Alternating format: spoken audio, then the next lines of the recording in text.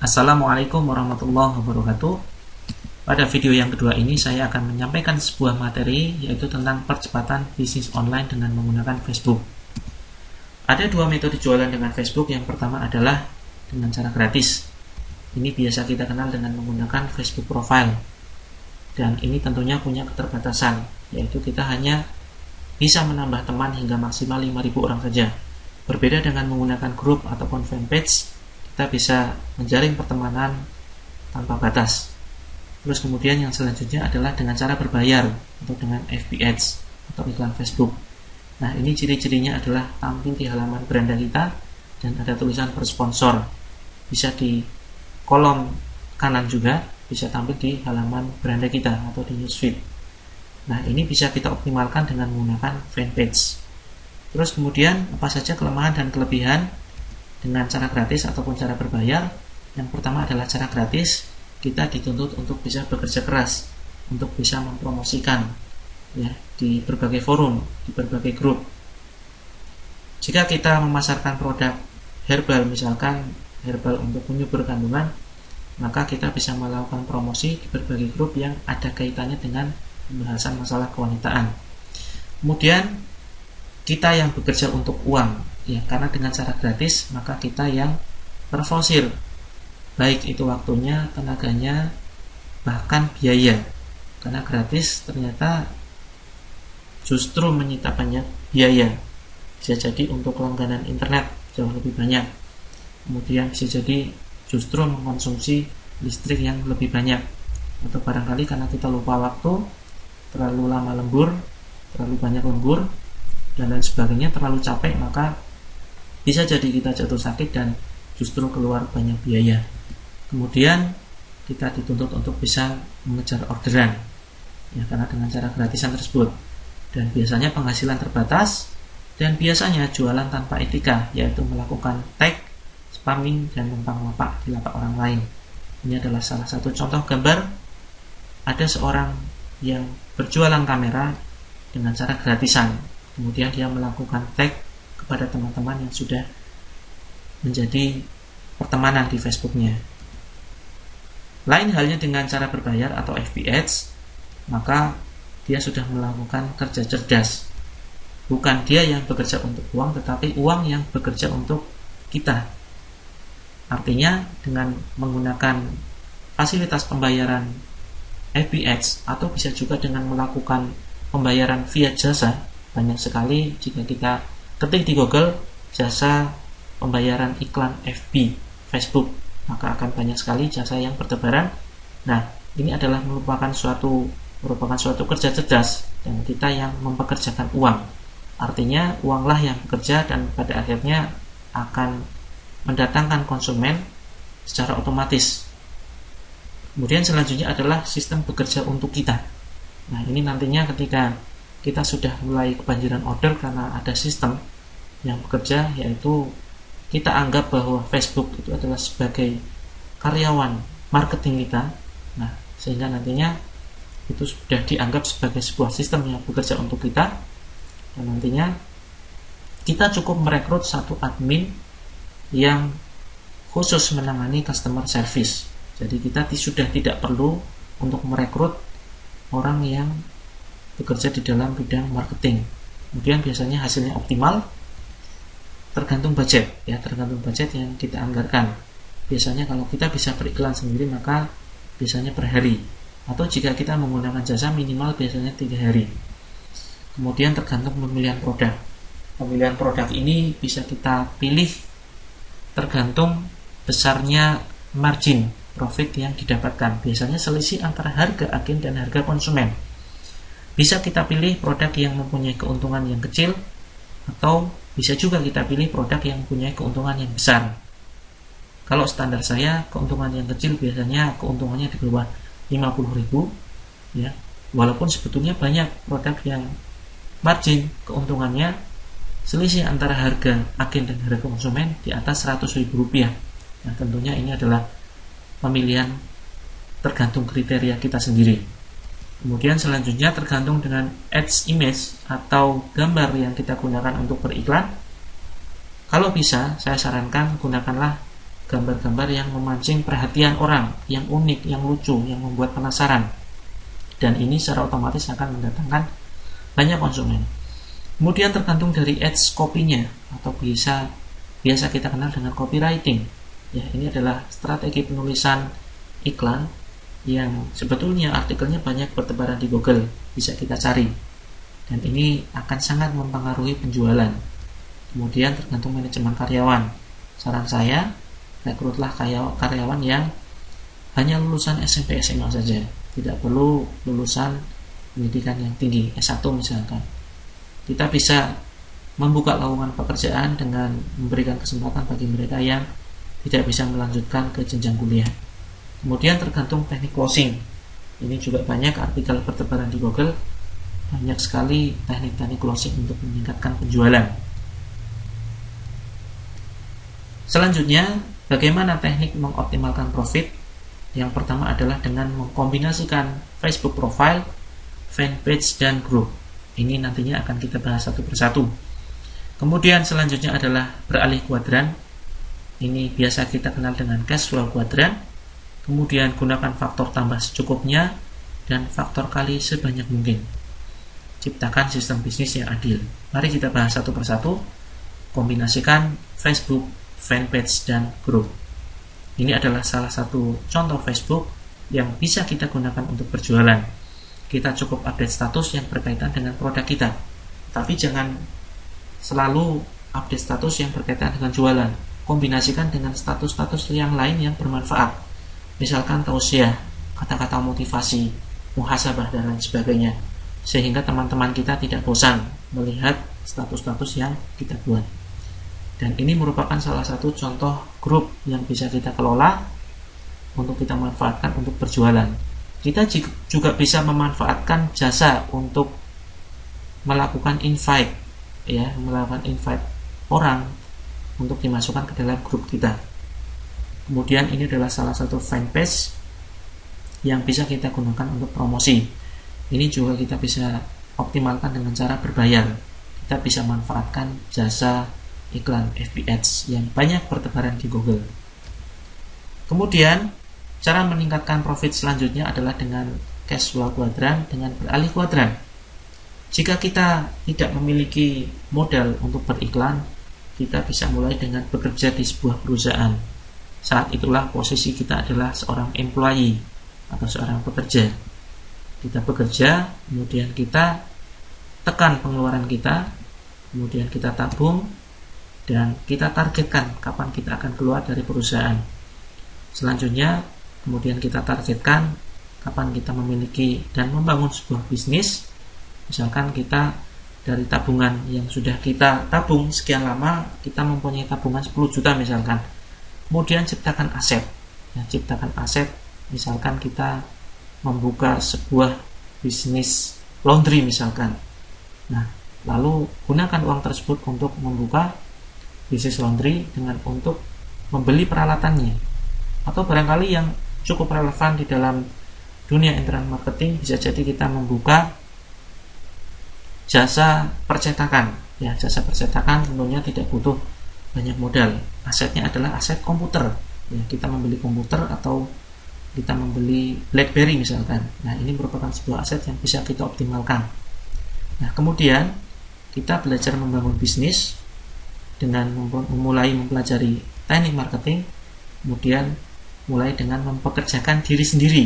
Kita tidak perlu merekrut karyawan pada awalnya, cukup kita mempekerjakan diri sendiri, kita promosi di mana-mana, baik dengan cara gratisan ataupun dengan cara berbayar. Nah, kemudian hasilnya sebagian kita tabung.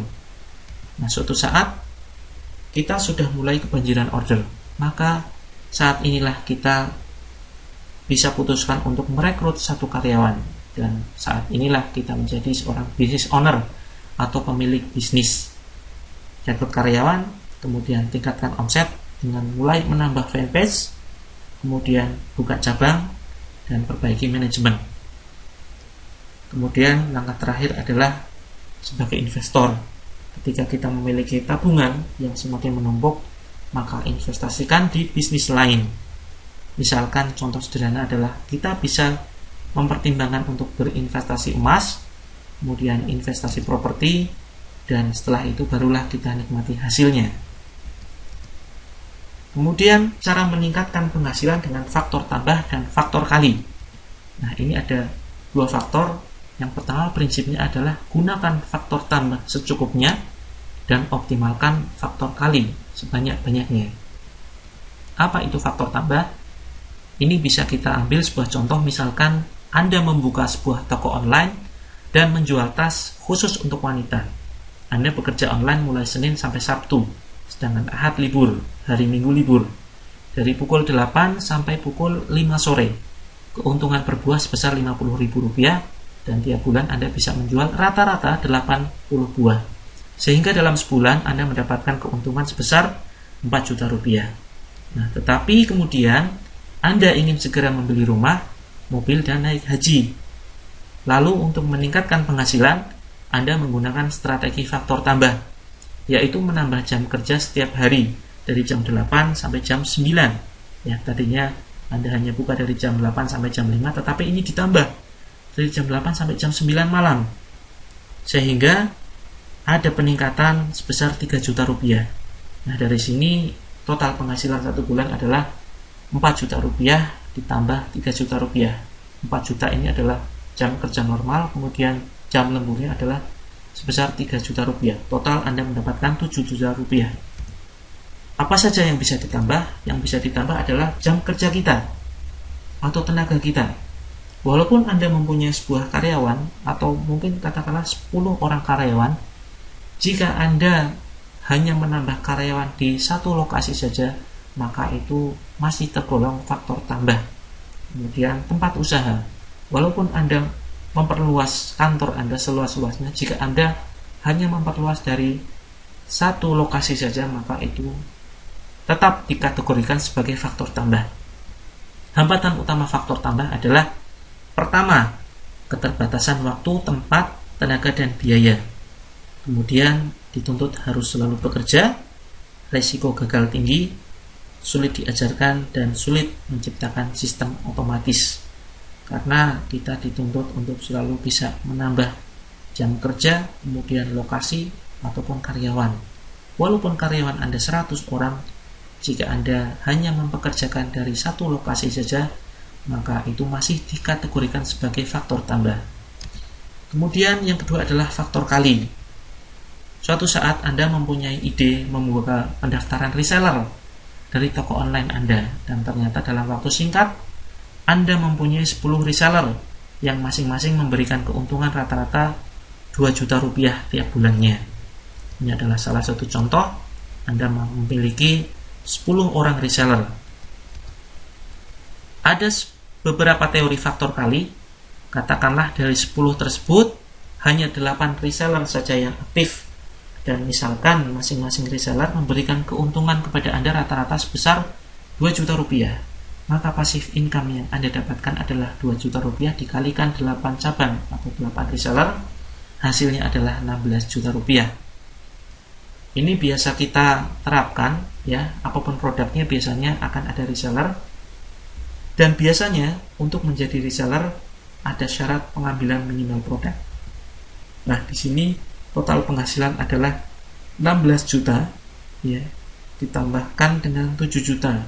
Ya, ini 7 juta adalah penghasilan kita sendiri, dan 16 juta ini adalah passive income. Total Anda mendapatkan Rp23 juta.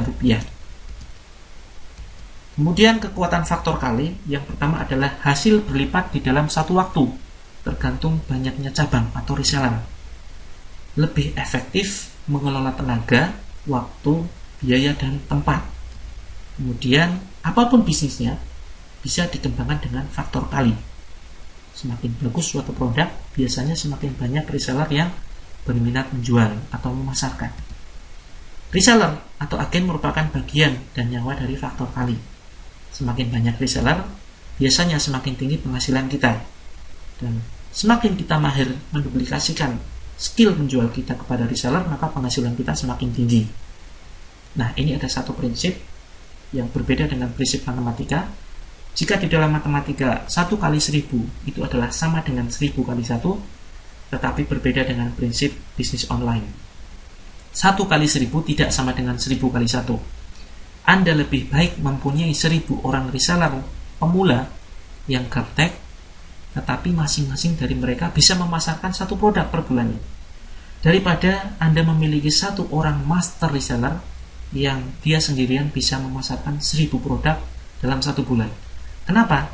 Ya karena jika Anda hanya memiliki 1 orang, walaupun 1 orang itu master dan dia bisa menjual 1000 produk dalam sebulan, jika terjadi apa-apa dengan orang ini, misalkan sakit, berhenti jualan, dan lain sebagainya, maka habislah omset Anda. Lain halnya ketika Anda memiliki 1000 orang reseller, jika 50% dari mereka ternyata berhenti berjualan karena sakit dan faktor yang lainnya, maka Anda masih memiliki 500 omset penjualan produk.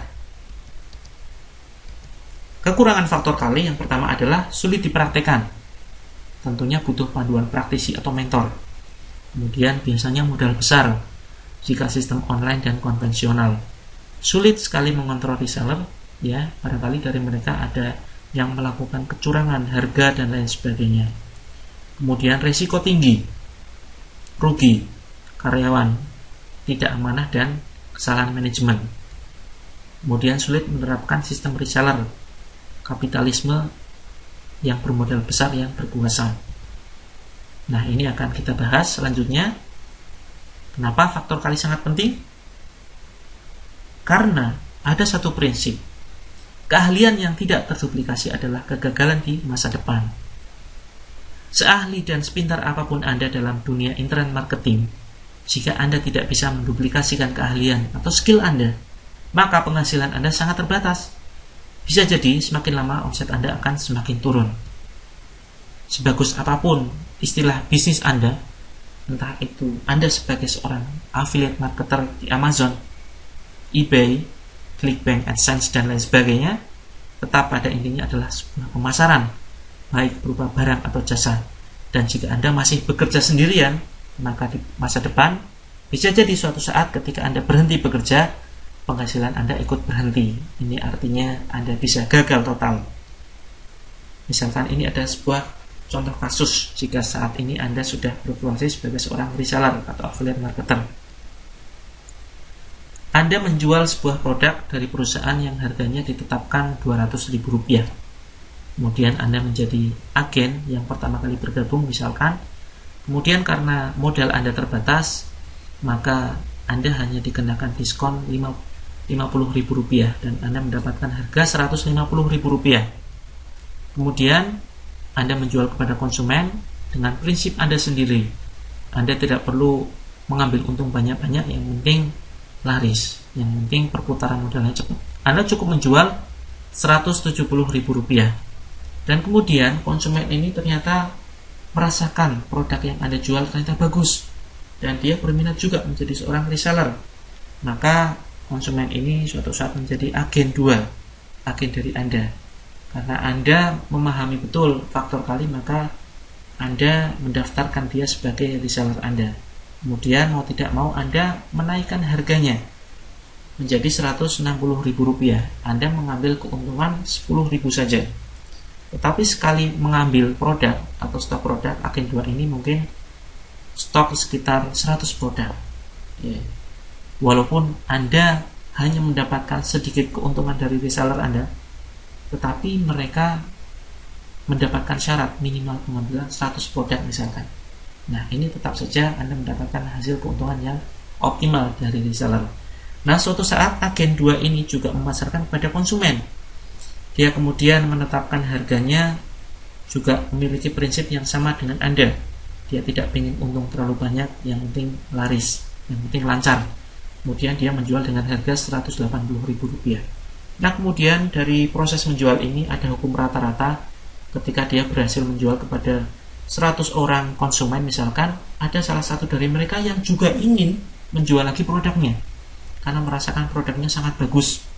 Kemudian terjadilah bagian semacam ini, ada konsumen yang ingin menjual lagi dan akhirnya dia menjadi agen 3. Kemudian agen 2 ini menjual dengan harga yang lebih murah lagi dibandingkan dengan harga yang dia jual kepada konsumennya. Dia naikkan hanya Rp10.000 saja, sehingga agen 2 menjual kepada agen 3 dengan harga Rp170.000. Kemudian agen 3 menjual kepada konsumen dengan harga Rp190.000. Dan seterusnya hingga agen 99. Mungkinkah di sini harganya akan tetap stabil? Saya yakin sampai ke bawah, maka harganya akan semakin naik. Bisa jadi agen 99 akan mendapatkan harga 1 juta dari agen 98, sehingga dia menjual semakin tinggi pada konsumen. Bisa jadi dia menjual dengan harga 1.100.000. Kemudian suatu saat ada seorang yang punya modal besar, katakanlah agen 100. Dia kemudian negosiasi terhadap perusahaan dan dia mendapatkan harga potongan 50% karena modalnya cukup besar, sehingga dia mendapatkan harga Rp100.000. Dan pada akhirnya orang ini mempunyai prinsip yang sama. Saya tidak ingin menjual terlalu mahal, yang penting sedikit untung dan lancar. Dia menjual harga Rp120.000. Maka dari agen 1 hingga agen 99 ini yang akan dirugikan. Bisnis mereka bisa hancur dalam seketika.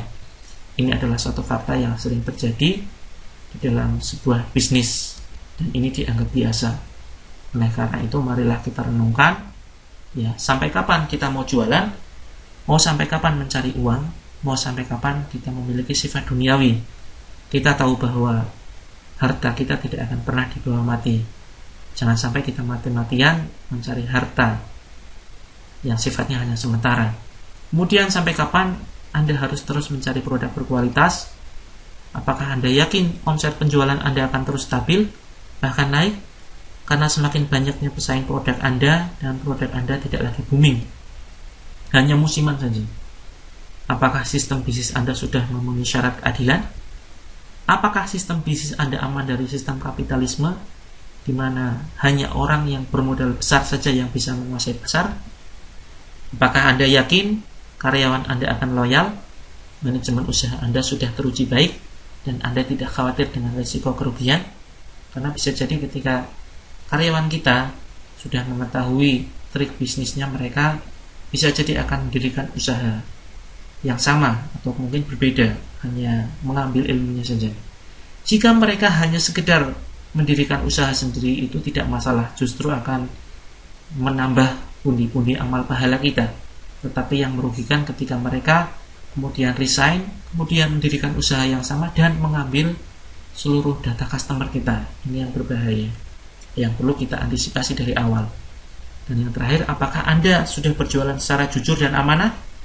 Tidak ada yang dirugikan, baik pelanggan Anda maupun penjual lainnya, karena di dalam Islam kita dituntut untuk bisa berjualan secara jujur, menyebutkan seluruh kelemahan produk-produk yang kita jual. Jangan sampai kita berjualan secara tidak jujur, hanya sekedar mengejar keuntungan sesaat. Maka ini perlu kita pertimbangkan. Renungkan semuanya agar kerja keras Anda membangun bisnis online tidak sia-sia. Karena memilih bisnis bagi saya adalah ibarat Anda ingin pergi ke luar kota dengan jarak 500 km misalkan. Lalu Anda dihadapkan pada pilihan kendaraan yang akan kita gunakan. Anda bisa memilih jalan kaki, naik sepeda motor, naik mobil, naik kereta api, naik bis, atau bahkan naik pesawat. Nah, tentu mereka yang memilih naik pesawatlah yang akan tiba lebih dahulu. Di bisnis apapun Anda bisa sukses, tetapi memilih bisnis yang tepat akan membuat Anda mempunyai percepatan menuju kebebasan finansial. Ingin menemukan pesawat bisnis yang tepat? Simak kelanjutan video ini.